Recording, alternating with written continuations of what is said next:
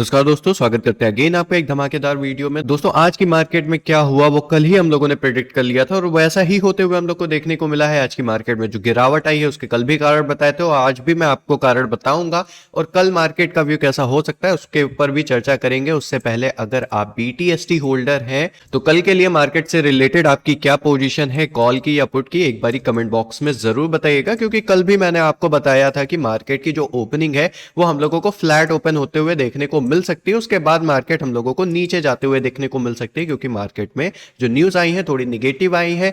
FIs and DIs का जो data आया था वो भी कुछ ऐसा खास पॉजिटिव नहीं था, क्योंकि FIs की तरफ से ऑप्शंस में काफी अच्छी सेलिंग देखने को मिली थी। ओवरऑल डाटा पॉजिटिव था, लेकिन हम लोगों का जो ऑप्शन में जो डाटा था वो निगेटिव कल देखने को मिला था। इसीलिए मैंने आपको ऑलरेडी ही बता दिया था कि आज मार्केट गिर सकती है और वैसा ही होते हुए देखने को मिला है। क्योंकि यहाँ पे निफ्टी 50, सेंसेक्स, बैंक निफ्टी या फिर निफ्टी IT सेक्टर, ये सारे बड़े बड़े इंडेक्स को देखें तो आज इसमें भारी गिरावट देखने को मिली है। यहां तक कि गिफ्ट निफ्टी में भी आज काफी बढ़िया यहां पे फॉल देखने को मिला है। डाउ जोन्स फ्यूचर हम लोगों को पॉजिटिव देखने को मिला है। यूएस मार्केट थोड़ी पॉजिटिव रही है। यहाँ पे हम लोगों ने कल क्या चर्चा की थी, यहाँ पे मार्केट से रिलेटेड मैंने आपको बताया था कि ये जो 2 जनवरी है यानी कि आज की मार्केट है, ये हम लोगों को काफी इंपॉर्टेंट स्तर पे लाके खड़ा कर दी थी। हम लोगों को 26,318 के लेवल यानी कि ऑल टाइम हाई के आसपास हम लोग को लाके क्लोजिंग दे दी थी और मैंने बोला था 26,318 एक इंपॉर्टेंट रेजिस्टेंस की तरह ये काम कर सकता है। मार्केट यहां से पलट कर दोबारा जो उसके इंपॉर्टेंट रेजिस्टेंस इससे पहले जो बन रहा था 26,200 के लेवल पर वापस आ सकती है और यहां से फिर रीटेस्ट लेके फिर ऊपर की तरफ निकल सकती है। और वैसा ही आज यानी कि 5 जनवरी की मार्केट में देखने को मिला। मार्केट एग्जैक्ट उसी रेंज के आसपास जो फ्लैट ओपनिंग मैंने बोला था वैसे ही फ्लैट ओपनिंग करी।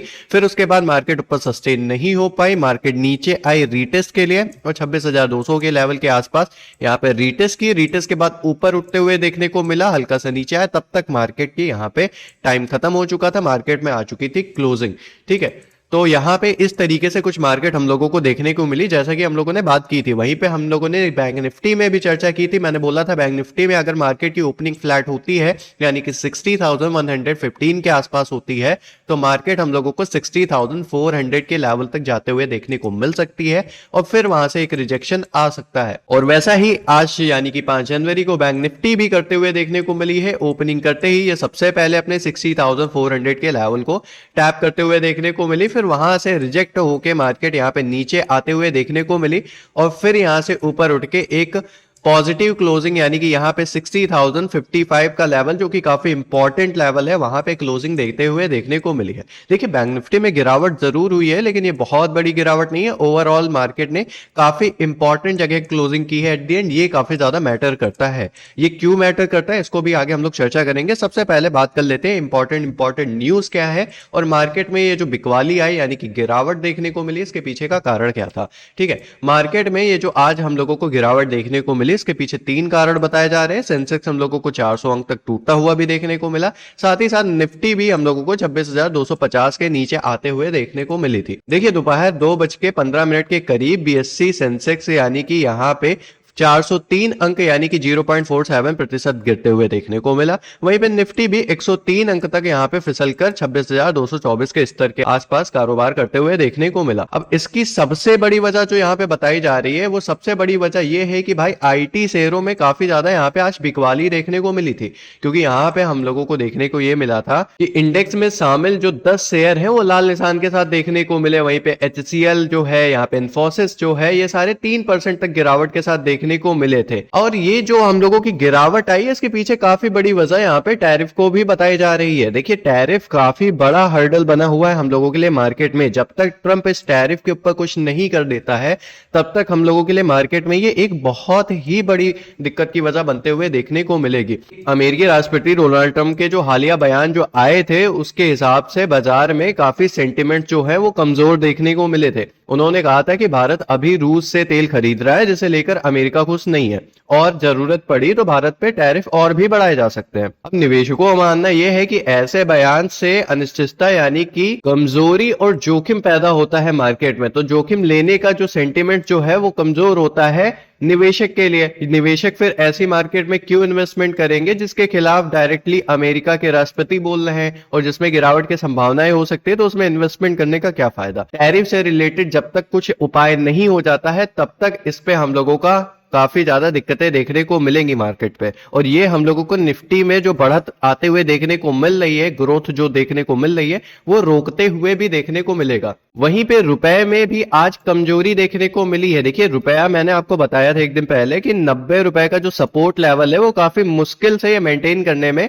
कामयाब रहा है और इसको मेंटेन करने की कोशिश कर रहा है। ये एक एज अ सपोर्ट काम कर रहा है, ठीक है। अब 90 के ऊपर यानी कि ये अपना यहाँ पे 89 रुपए पहुंच जाए या फिर ये 88 रुपए पहुंच जाए या 87 रुपए पहुंच जाए, ये बहुत बड़ी बात है मार्केट के लिए। इससे बहुत ही बड़ा पॉजिटिव सेंटीमेंट क्रिएट हो सकता है, लेकिन 90 के नीचे नहीं जाना चाहिए क्योंकि 91 का लेवल जो था ये अभी तक का रिकॉर्ड स्तर रहा है, इसका सबसे लोवेस्ट का, है ना। तो फिर अभी आज भी मार्केट फिर से ये नीचे जाते हुए देखने को मिली है। यहाँ पे कमजोर होके आज 90 रुपए 24 पैसे पे आते हुए देखने को मिला है। देखिए विदेशी मुद्रा बाजार के जानकारों के मुताबिक ये कहना है कि ग्लोबल जो तनाव यहाँ पे अभी बना हुआ है और डॉलर की जो मांग के चलते यहाँ पे रुपए में जो दबाव बन रहा है, ये आगे भी बना रह सकता है। हालांकि कच्चे तेलों की कीमत में नरमी से कुछ राहत मिली है।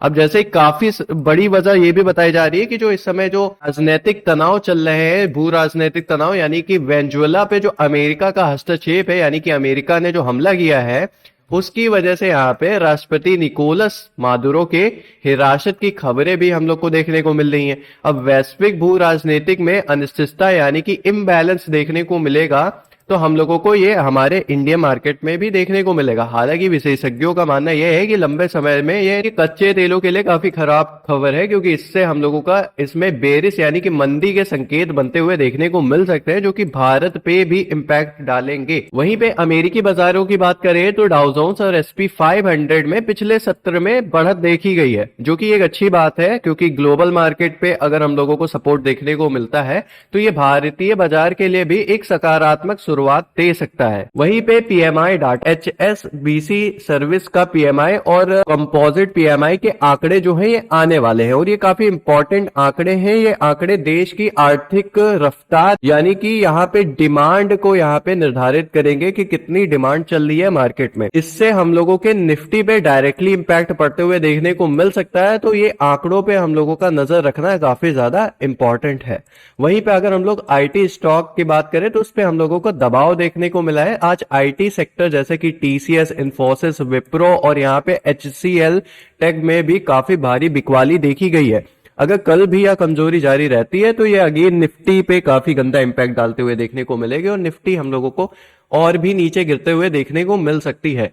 वहीं पे अगर बैंकिंग और फाइनेंस सेक्टर की बात करें तो ये काफी सही यहाँ पे चीजें देखने को मिली, क्योंकि यहाँ पे Q3 के जो नतीजे हैं, जैसा कि मैंने आपको पहले भी बताया था, ये काफी अच्छे देखने को मिल रहे थे बैंकिंग सेक्टर में, जिसकी वजह से बैंक निफ्टी 60,150 के ऐतिहासिक स्तर पर ऊपर पहुंचते हुए बनते हुए हम लोग को देखने को मिली भी थी।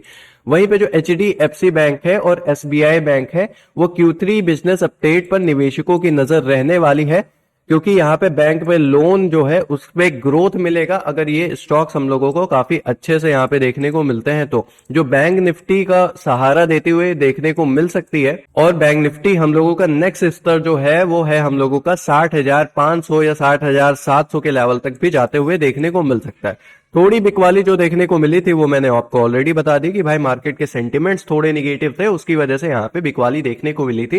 एज सच बैंकिंग सेक्टर में ऐसा कोई निगेटिव न्यूज बहुत ज्यादा देखने को नहीं मिली थी, इसीलिए जो हम लोगों की एट द एंड जो क्लोजिंग थी वो काफी सही जगह पे हुई थी, यानी कि 60,150 के आसपास देखने को मिली थी। वहीं पे डिफेंस स्टॉक की बात करें तो भेल, HAL, निबल लिमिटेड जैसी जो कंपनियां हैं उसको मिले हैं नए ऑर्डर्स, तो इन सेक्टर में अगर आपको इंटरेस्ट है तो इस पे आप देख सकते हैं, क्योंकि इसमें इसके कारण डिफेंस सेक्टर जो है इसमें तेजी बढ़ते हुए हम लोगों को देखने को मिल सकती है। तो इस पे आपको अगर देखना है तो आप नजर रख सकते हैं इन सेक्टरों पे। वहीं पे सबसे इंपॉर्टेंट चीज जो सोना चांदी है, तो आज सोने चांदी के कीमतों में जोरदार उछाल देखने को मिला है। सोने की कीमत लगातार बढ़ते जा रहे हैं, जो कि काफी अच्छी खबर नहीं है।